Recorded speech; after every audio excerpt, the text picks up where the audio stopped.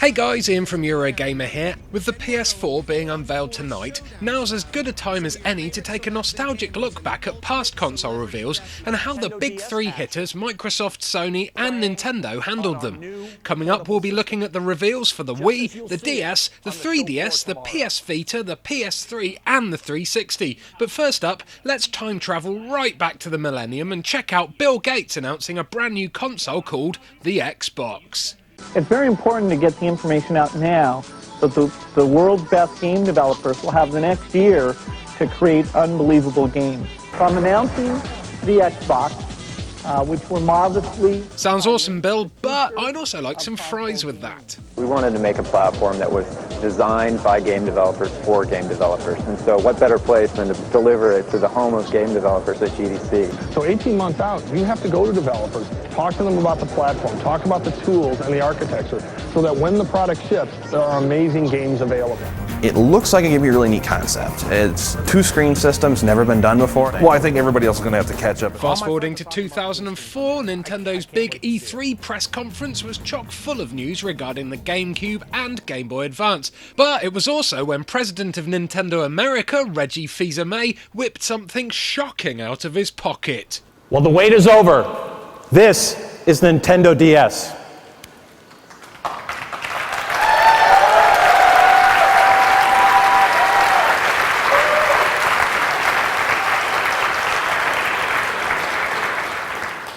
Yep, the first look at the Nintendo DS proved very popular, as you can tell from all the whooping journos in the room. Here's a brand new Metroid game playing on Nintendo DS.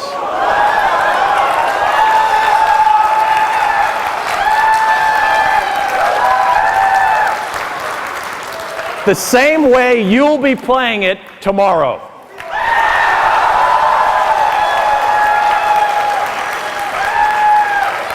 But it wasn't just Reggie who took to the stage. We also saw the fourth president of Nintendo, Satoru Iwata, drop some teasers about what would later become the worldwide phenomenon known as the Nintendo Wii, which at that point was called the Revolution. And while he was at it, he made some pertinent points about what a new console should actually be. Have a listen. Today's consoles already offer fairly photorealistic expressions. Simply beefing up those graphics will not let most of us see a difference. So what should a new machine do?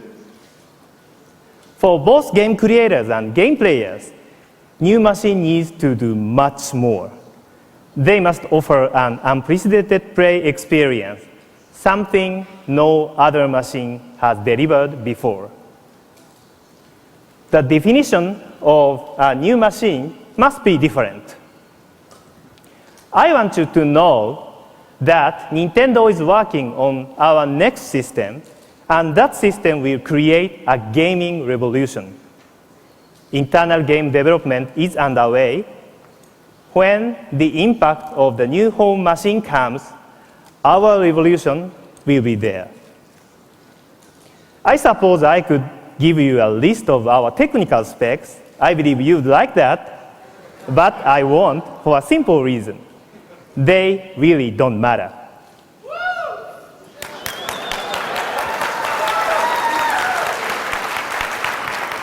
Iwata was back on stage at E3 in 2005 to officially unveil the Nintendo Wii. And now you say, you want a revolution? Well, we've got one. Mainly talking about its backwards compatibility and the ability to download most of Nintendo's back catalogue over the internet, it was up to this cheesy VT to show us what the possibilities were for its revolutionary new motion controller.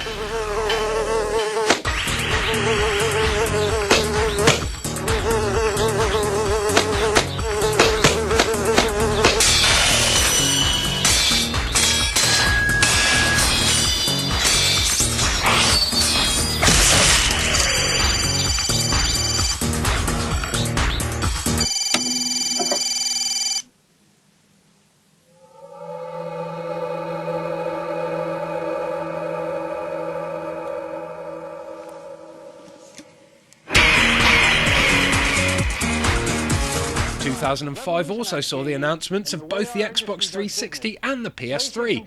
Kaz Hirai, the president and CEO of Sony Corporation, took to the stage to blow our minds by announcing the dawning of the digital decade. And now, we're on the onset of a new decade for the PlayStation family of products, what we're calling the digital decade. So let's take a look at what that will look like.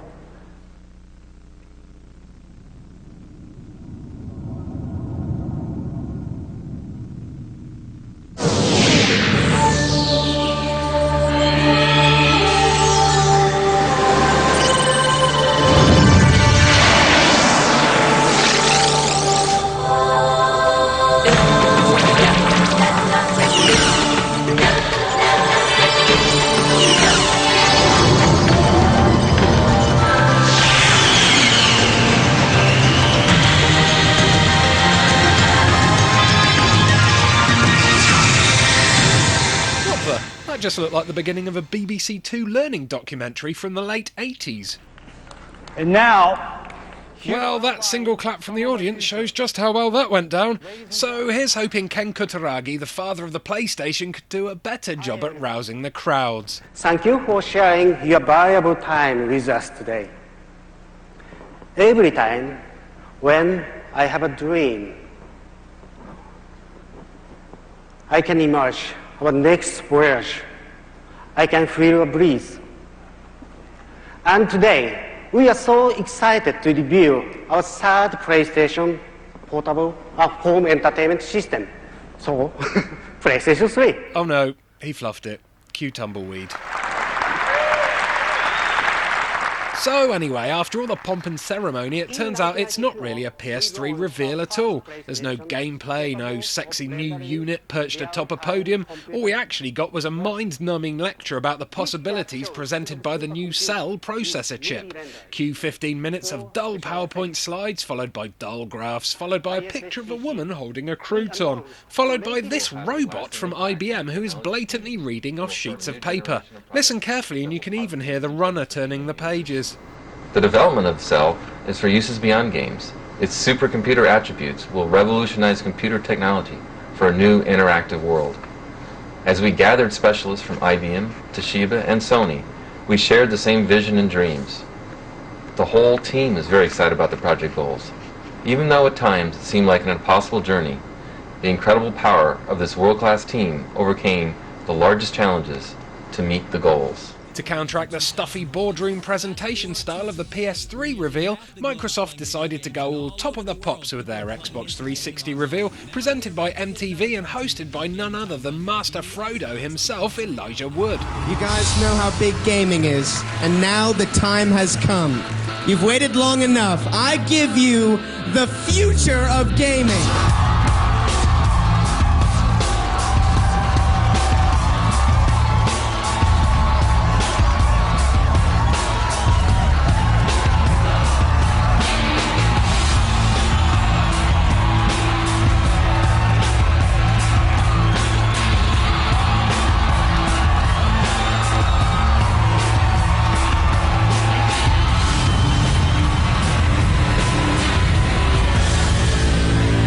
With loads of gameplay footage, snappy editing and celebs aplenty helping to turn the Xbox from a console into some sort of rock Jesus, Microsoft definitely did a good job in whipping up gamers' excitement and enthusiasm for the console.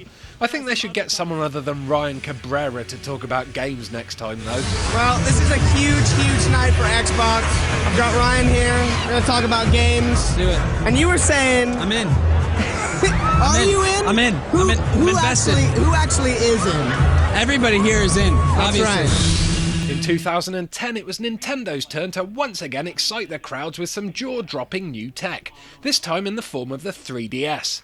Reggie and Iwata jumped back on stage to announce it, but the real highlight came from Reggie's acting in this launch trailer.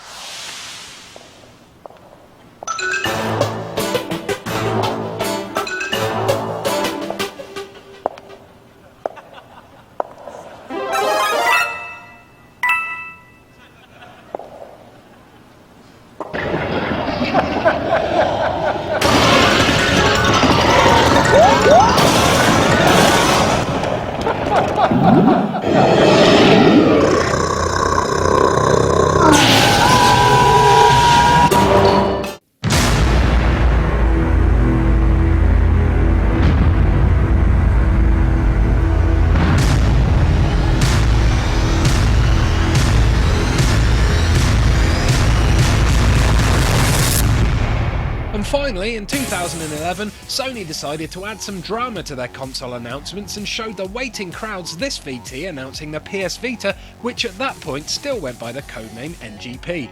Chock full of tension-building cinema sounds, high-definition close-ups of some buttons, and some handy notes on exactly what the system could do, it was basically just the same old Sony PowerPoint presentation, just this time with power levels of over 9,000. So with all eyes on Sony tonight for their big reveal, make sure you follow Eurogamer on Twitter, as we'll be live tweeting from the event and bringing you all the need-to-know info as it emerges. Whether that be more boring graphs or a completely out-of-character Xbox 360 style Z-list celebrity pantomime. Don't forget to subscribe to this channel by clicking the annotation on screen though. We'll be among the first people to bring you PS4 video coverage in 2013, and you need to be here when we do.